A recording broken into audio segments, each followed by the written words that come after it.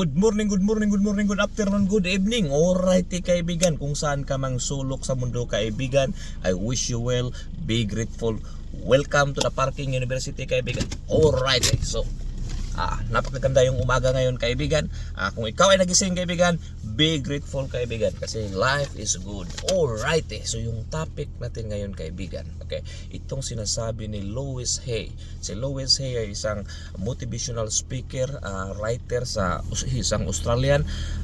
Yung explanation niya kaibigan is yung subconscious mind ng isang tao kaibigan, yung subconscious mind natin, whatever we suggest, whatever yung mga sinasabi natin, whatever yung tinithink natin kaibigan, the subconscious mind will doesn't know how to reject kaibigan. Ina-accept niya lang. Okay? So I think this is the principle na kahit sino pa yung marami na tayong libro na nabasa or mga motivational speaker or mga wise thinker kaibigan, sabi nga ni Thomas Edison ba yung nagsabi doon na you are what you think all day long.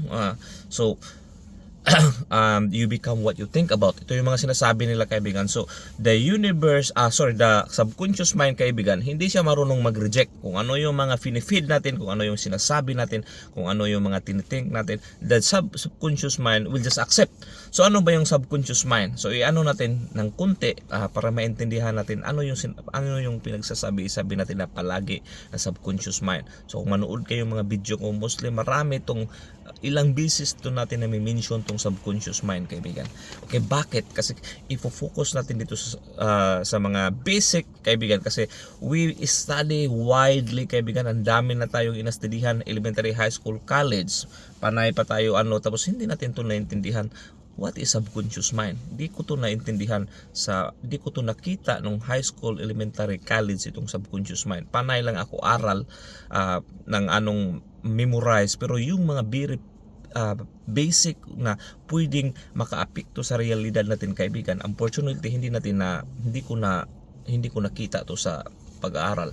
So school is good kaibigan, okay? Learning is more important. So, di ko sure sa iba kasi iba-iba tayo kaibigan. So, yung subconscious mind kaibigan, ito yung mind ng isang tao kaibigan. Dalawa daw to kaibigan, okay? Mayroon tayong thinking mind, ito yung conscious mind. So, yung conscious mind natin, ito yung mag-iisip tayo. We can say yes or no. Ito yung anything na mag-iisip tayo kaibigan, we can decide yes or no. So ito yung thinking mind natin. Yun yung conscious mind natin kaibigan. Kaya sinasabi siyang conscious kasi alam niya. So nag-iisip siya. May part na malaki daw sa mind natin kaibigan, which is almost 90 to 95% sa mind natin.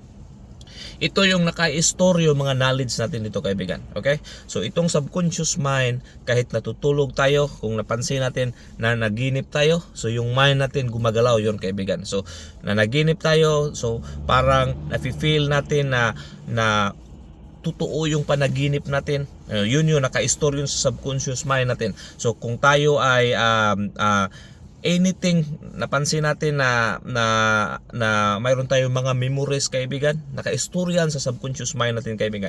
So kahit maliit pa tayo, sometimes 5 years old, 6 years old, 7 years old, minsan bigla na lang nating maalala, uy, ito yung mga memories ko nung bata pa ako. So yun yung nasa subconscious mind kaibigan.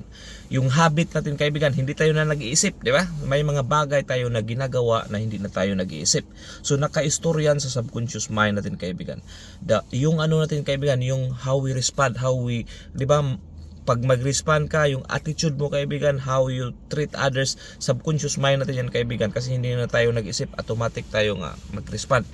Magdadrive tayo kaibigan, sa una kung mag-practice ka ng drive, conscious mind yan kaibigan kasi nag-iisip ka saan yung brake, saan yung clutch, saan yung kung manual yung mo. So pero once repeatable na siya kaibigan, ma-store na yon sa subconscious mind, which is non-thinking mind. Hindi na siya mag-iisip kaibigan, na-store na siya.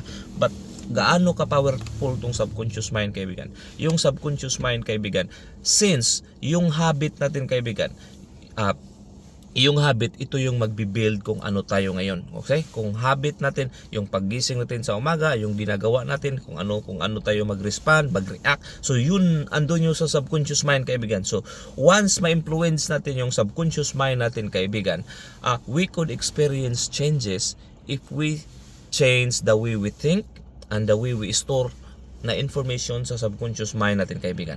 Wow, di ba? Napaka-powerful to, kaibigan, na kung ma-influence natin yung subconscious mind natin, kung ano yung isasabi natin, since the theory is ang subconscious mind hindi siya marunong mag-reject, mag-accept lang siya ng mag-accept. Okay, so ang problema lang daw sa tao, kaibigan, is marami tayong mga sinasabi na hindi natin gusto, pero palagi natin sinasabi unconsciously, and the theory is always correct na subconscious mind does not reject. For example, unconscious natin sinasabi, kaibigan, na wala talaga akong pera, mahirap lang ako. Pag sinasabi natin yan ganyan, kaibigan, subconscious mind will just accept that, and it will just accept, believe that, naniwala yung sinasabi mo. Pag sinasabi mo na anything na negative about you, kaibigan, na ganito lang kasi ako, ano lang kasi ako, subconscious mind will just accept that, kaibigan. Okay, and most likely it will just give you kaibigan, may sinasabi si Napoleon Hill na auto-suggestion about sa mga ina-accept mo, kaibigan. So kung about sa poverty, about sa lack or scarcity yung palagi mong feed sa subconscious mind mo, it will auto-suggest about that frequency, kaibigan. Wow.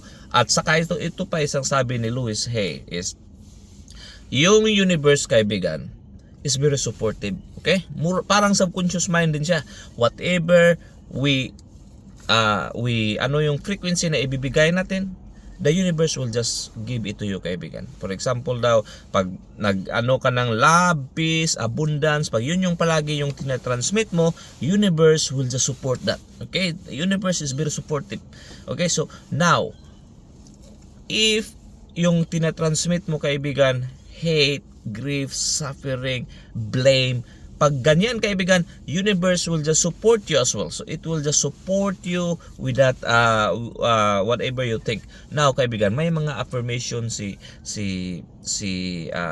Louis Hay na sabi niya, if we do it in 30 days, it could brainwash our subconscious mind, na mapapaniwala natin yung subconscious mind natin na yung lumalabas yung mga sinasabi natin. Kasi the theory is, kung ano yung pinifeed natin sa subconscious mind, hindi siya marunong mag-reject, it will just accept. So nagprint ako dito yung mga sinasabi ni Louis Hay na magandang affirmation para ma-influence natin yung subconscious mind natin, kaibigan, na matrain siya to say positive affirmation at saka ma-remove yung mga negative affirmation na palaging sinasabi natin.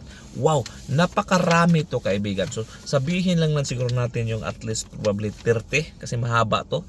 So then later on probably next time pwede din nating sabihin uli. But you can Google this as well, kaibigan. Pwede mong i-print, ilagay mo saan mo sa bahay, Louis Hay positive affirmation list. Okay, so basahin natin yung iba. Okay? Life loves me. Wow, ito yung napaka-strong na affirmation, kaibigan. Pag sinasabi natin life loves me, kaibigan, sink in sa subconscious mind natin. Subconscious mind will accept, doesn't know to reject. Okay, your life loves you. Okay, you will, pag life loves you, kaibigan, now napaka-powerful yan, kaibigan, and the universe will just support that because universe is supportive. All is well in my world. Everything is working out with my highest good. Out of this situation, only good will come. I am safe. Wow. It's only a thought, and a thought can be changed. Wow. Ito yung isang affirmation, kaibigan. It's only a thought, and a thought can be changed. The point of power is always in the present moment. I am the process of positive change. I am comfortable looking in the mirror saying I love you, I really love you. It is safe to look within. I forgive myself and set myself free. As I always say to life, yes to me. Wow, napakaganda to, kaibigan, no?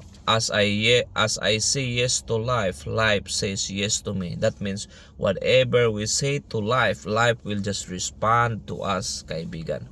If yes yung sinasabi natin. Wow! I know go beyond others, people first, and limitation. I am divinely guided and protected at all times. Wow! I claim my power and move beyond my limitation. We are all family, and the planet is our home. As I forgive myself, it becomes easier to forgive others. I am willing to let go. I prosper wherever I turn. Wow! Ito kaibigan, I prosper wherever I turn. So, kahit kunti lang dito kaibigan, sabihin ko lang dito yung, kahit kunti lang yung affirmation dito na sabihin natin kaibigan, but some are very strong kaibigan, and it could brainwash our subconscious mind kaibigan, as long as if we feel natin na hindi lang natin sabihin. Ang sikreto daw dito kaibigan ay sabihin natin na if we feel natin yung feeling, sabi ni Dr. Dispenza, yung hindi yung sinasabi mo ang makapag-change dyan kaibigan. It's a waste of time pag sabihin mo lang na sabihin, but the feeling, if you feel daw natin na nangyayari na, kasi yung feeling kaibigan, yun yung naniwala talaga yung subconscious mind mo kasi na-feel mo. Okay, so let's pick up siguro 1, 2, 3 few nito kaibigan na pwede nating ma-apply talaga, madali nating ma-memorize. Okay, life loves me. Okay, life loves me is very strong kaibigan. As I say yes to life, life says yes to me. Dalawa. I prosper wherever I turn. Tatlo. I am beautiful and everybody loves me. Apat. Very strong kaibigan. I am very thankful for all the love in my life. I find it everywhere. 5. I am in harmony with nature. Wow! 6 kaibigan. I am harmony with nature. Very strong affirmation. Loving others is easy when I love and accept myself. Wow! I forgive everyone in my past for all perceived wrongs. I release them with love. Okay? I am on ever-changing journey. Wow! I am on an ever-changing journey. Very strong din yan kaibigan. I am constantly discovering new ways to improve my health. Wow! Life is good and so it is. Wow! Enough na yun kaibigan. I think that's a really good affirmation to start, and hopefully hindi ko nasayang yung oras mo. Close your eyes, open your arms, and not your legs, and this all be yours. Peace, love, good health, abundance, all the riches in the world. Sa'yo na yan. Boom, shakala, nagkala-kala. Liki!